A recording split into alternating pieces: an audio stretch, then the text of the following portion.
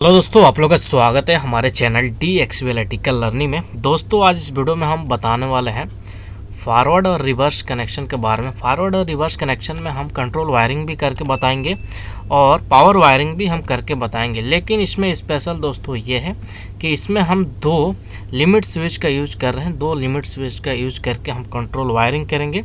इसका वायरिंग कैसे होता है फुल डिटेल्स में हम इस वीडियो में बताने वाले हैं। तो आप लोग वीडियो के एंड तक बने रहेगा। वीडियो अच्छा लगा तो वीडियो को लाइक करिएगा। चैनल को सब्सक्राइब नहीं किए तो चैनल को सब्सक्राइब कर लीजिए ऐसे ही वीडियो देखने के लिए। दोस्तों सबसे पहले हम इसका पावर वायरिंग करेंगे। पावर वायरिंग करने के लिए दोस्तों हमारे पास होना चाहिए R, Y, B और N होना चाहिए। न्यूट्रल भी होना चाहिए दोस्तों। न्यूट्रल हमारे कंट्रोल वायरिंग के लिए काम आएगा। लेकिन हमारे पास ये जो मोटर है 3 फेज का है, यहाँ पे हम 3 फेज पावर सप्लाई को लेंगे। तो यहाँ पे सबसे पहले दोस्तों हम R लेते हैं, उसके बाद Y लेते हैं और उसके बाद B लेते हैं। ये हो गया 3 फेज। उसके बाद हम ले लेते हैं न्यूट्रल दोस्तों। उसके बाद हमें न्यूट्रल लेने के बाद दोस्तों हमें क्या करना है, ये वाला जो कंडक्टर है दोस्तों ये फॉरवर्ड के लिए यूज़ कर रहे हैं और ये वाला जो दूसरा कंडक्टर है ये बैकवर्ड के लिए यानी कि रिवर्स के लिए हम यूज़ कर रहे हैं। अब हमें क्या करना है दोस्तों, हम इसमें पावर सप्लाई को इनकमिंग पावर सप्लाई हमें कनेक्शन करना है। तो यहाँ से हमें क्या करना है, यहाँ से एक रेड वायर को उठा कर लेकर आएंगे और कंडक्टर का जो L1 जो टर्मिनल है दोस्तों हमें उसमें कनेक्शन कर देना है। उसके बाद दोस्तों हमें क्या करना है, यहाँ से हमें एक वायर को उठाना है। उठाने के बाद हमें क्या करना है, जो कंडक्टर का L2 जो टर्मिनल है हमें उसमें कनेक्शन कर देना है। उसके बाद हमें ब्लू वायर को भी उठाकर हमें कंडक्टर का L3 टर्मिनल में हमें कनेक्शन कर देना है। अब दोस्तों हमें क्या करना है, इसी कंडक्टर से हमें इस वाले कंडक्टर में हमें इनकमिंग सप्लाई देना है। तो हमें क्या करना है, इस L वाले टर्मिनल से L1 जो टर्मिनल है दोस्तों यहाँ से हमें एक वायर को उठाना है और उठाने के बाद हमें क्या करना है, इस वाले कंडक्टर का L1 जो टर्मिनल है दोस्तों हमें उसमें कनेक्शन कर देना है।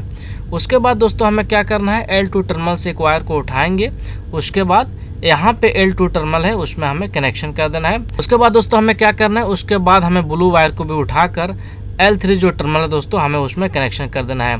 दोस्तों इस तरह से हमें इनकमिंग सप्लाई देने के बाद हमें क्या करना है, हमें इस वाले कंडक्टर से हमें 3 वायर को हमें लाकर मोटर में कनेक्शन करना होता है।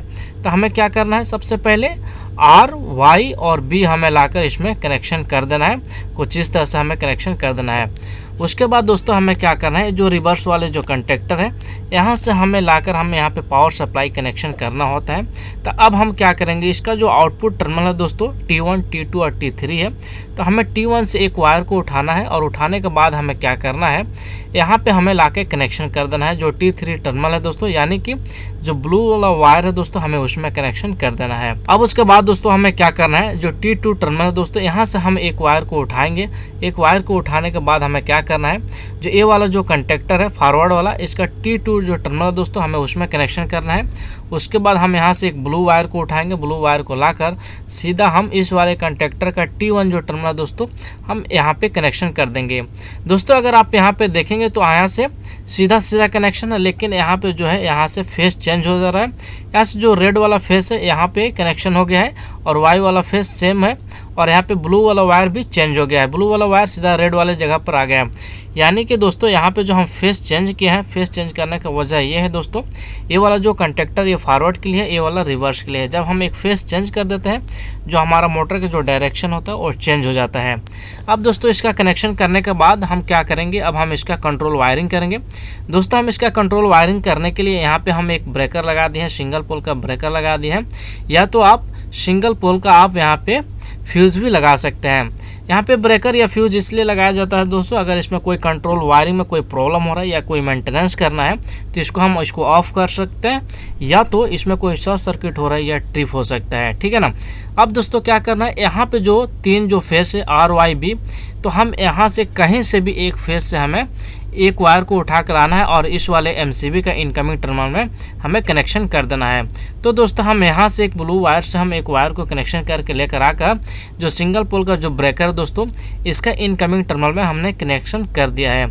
अब दोस्तों यहाँ पे है, यहाँ से इस वाले ब्रेकर से आउटपुट वायर निकालेंगे और आउटपुट वायर निकालने के बाद दोस्तों हमें क्या करना है, जो रेड वाला पुश बटन है दोस्तों, रेड वाले पुश बटन का इनकमिंग टर्मिनल में दोस्तों हमें कनेक्शन कर देना है।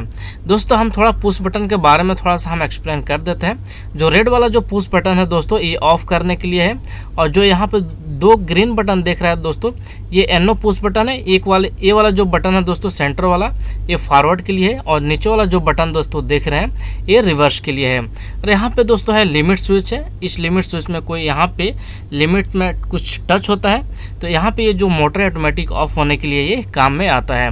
दोस्तों हम इसका कनेक्शन करके सबसे पहले बताते हैं। अब क्या करेंगे दोस्तों, हमें इसी पुश बटन से एक आउटपुट वायर को निकालना है, और आउटपुट वायर को निकालने के बाद हमें क्या करना है, ये वाला जो लिमिट स्विच है दोस्तों इसके NC टर्मिनल में हमें कनेक्शन कर देना है। इसमें टर्मिनल हो सकता है दोस्तों 11 नंबर 12 नंबर NC का टर्मिनल हो सकता है, नहीं तो 21 नंबर 22 नंबर टर्मिनल NC का हो सकता है। तो हमें NC टर्मिनल में कनेक्शन कर देना है एक टर्मिनल में, और उसके बाद इसके दूसरे टर्मिनल से एक वायर को कनेक्शन करके लेकर आना है। और लेकर आने के बाद हमें क्या करना है दोस्तों, जो सेंटर वाला जहाँ पे पुश बटन देख रहे हैं उसके इनकमिंग टर्मिनल में हमें कनेक्शन कर देना है। इसके इनकमिंग टर्मिनल में दोस्तों कनेक्शन करने के बाद हमें क्या करना है दोस्तों, अब हमें क्या करना है, इसी पुश बटन से एक आउटपुट वायर को कनेक्शन करके लेके आना है। कनेक्शन करके लेके आने के बाद हमें क्या करना है, जो रिवर्स वाला कंटेक्टर है दोस्तों, रिवर्स वाले कंटेक्टर का NC टर्मिनल में यानी कि 21 नंबर टर्मिनल में दोस्तों हमें कनेक्शन कर देना है। इस नंबर टर्मिनल में कनेक्शन करने के बाद दोस्तों हमें क्या करना है, उसके दूसरे टर्मिनल यानी कि 22 नंबर टर्मिनल से हमें वायर को कनेक्शन करना है। वायर को कनेक्शन करने के बाद हमें क्या करना है, यहाँ पे फॉरवर्ड वाला जो कंटेक्टर है दोस्तों, फॉरवर्ड वाले कंटेक्टर का A1 जो टर्मिनल होता है उसमें कनेक्शन कर देना है। A1 जो टर्मिनल होता है दोस्तों ये कॉइल का टर्मिनल होता है जिसमें हम फेस वायर को कनेक्शन करते हैं। अब दोस्तों हमें क्या करना है, अब यहाँ पे ये करना है दोस्तों, जो फॉरवर्ड वाले कंटेक्टर का A1 जो टर्मिनल है दोस्तों, A1 टर्मिनल से एक वायर को उठाकर और इसी कंटेक्टर का जो 13 नंबर टर्मिनल दोस्तों NO का टर्मिनल होता है, हमें उसमें कनेक्शन कुछ इस तरह से कर देना है जैसे कि आप यहाँ पे देख रहे हैं। अब उसके बाद दोस्तों हमें क्या करना है, जो रेड वाला जो पुश बटन देख रहे हैं उसका जो नीचे वाला टर्मिनल है दोस्तों यानी कि आउटगोइंग जो टर्मिनल है वहाँ से एक वायर को कनेक्शन करके लेके आना है। कनेक्शन करके लेके आने के बाद दोस्तों हमें क्या करना है, जो ये वाला जो लिमिट स्विच आप देख रहे हैं, इस लिमिट स्विच का जो NC टर्मिनल है दोस्तों, NC टर्मिनल के एक टर्मिनल में हमें कनेक्शन कर देना है। उसके बाद दोस्तों हमें क्या करना है, इसके दूसरे टर्मिनल से हमें वायर को कनेक्शन करके लेके आना है। और कनेक्शन करके लेके आने के बाद हमें क्या करना है, जो नीचे वाले आप ग्रीन बटन देख रहे हैं, ग्रीन पुश बटन देख रहे हैं, उसके इनकमिंग टर्मिनल में हमें कनेक्शन कर देना है। इसके इनकमिंग टर्मिनल में हमें कनेक्शन करने के बाद दोस्तों हमें क्या करना है, इसके जो आउटगोइंग जो टर्मिनल है दोस्तों वहाँ से हमें एक वायर को कनेक्शन करके लेके आना है।